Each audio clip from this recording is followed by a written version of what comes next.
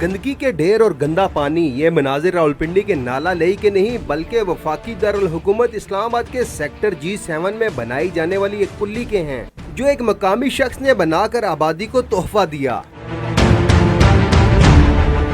इलाका मकीन कहते हैं कि हालिया मानसून सीजन में होने वाली बारिशों की वजह से गंदा पानी घरों में दाखिल हो गया। पुल्ली बनने से अब बहुत सी बीमारियों से बच जाएंगे। ये बहुत सारी हुकूमतें आई गई और ये 20 साल पुराना मसला है। इस नाले में मेरी अपनी बच्ची जो है वो गिरी थी। हमने बहुत दफ़ा CDA में भी कंप्लेन की कि इसका किया जाए। CDA यही कह के टाल देता था कि हमारे पास फंड नहीं है। जब बारिशें हुई, बहुत ज़्यादा पानी आ गया और हमारे लिए वबाल जहान ये जगह बन गई, तो फिर यहाँ आमिर शेख साहब को बुलाया गया, उनसे रिक्वेस्ट की कि आप उसको कुछ करें।